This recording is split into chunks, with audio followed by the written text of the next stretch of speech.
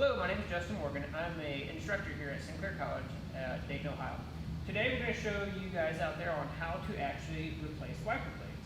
And so this vehicle has high mileage, almost 200,000 miles, and the customer basically wants this done as routine maintenance. So they're not necessarily experiencing any issues or streaking issues, but we just want to replace them because it's the winter time, and that's when we're going to be using our wipers quite a bit here in the next few winter months.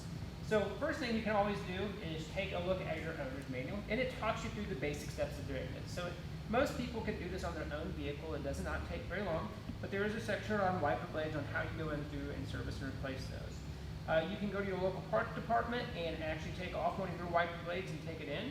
You could look it up by year, make, and model of the vehicle, or go down to your local car dealership and have them locate the parts for you. Okay?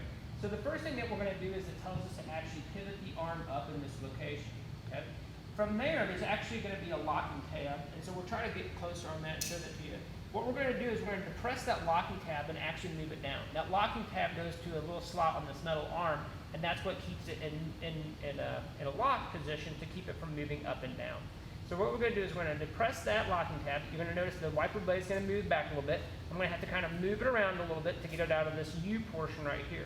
Be careful not to let this wiper blade spring down and actually crack the glass. So what can happen is they'll come down, smack that real hard, put a chip or crack in the glass, and then you're replacing the windshield.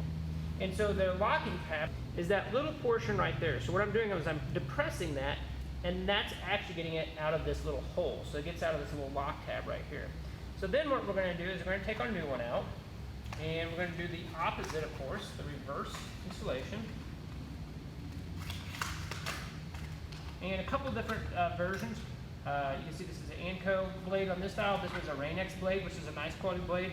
Both good brands. Even the ones from your dealership are going to be high quality. So the next one is also going to have that same little locking tab, and you won't have to push it down, but it will snap in there because it's spring-loaded, basically plastic. So what we're going to do is take it from this side, and we're going to push it up into there, and it's going to get in that groove and lock. So I'm going to take it like such,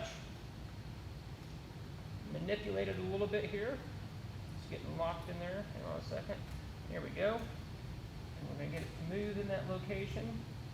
I'm going to push it up, lock it, and down you go.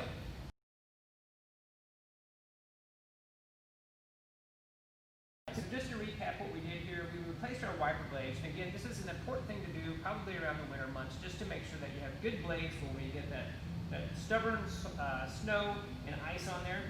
Be careful whenever you're trying to operate your wiper blades whenever they have been frozen to the windshield.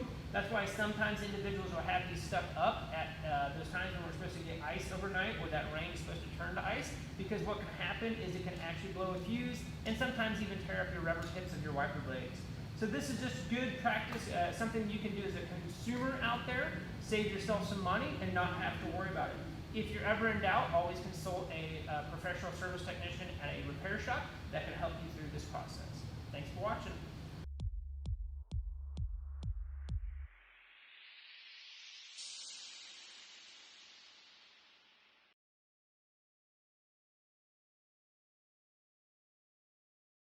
I would really recommend some high quality solvents. This is one that we use as a house brand here at Sinclair. It's good to -20, although sometimes it's not going to be 100% accurate. I would recommend something that goes down to like -35 or -40.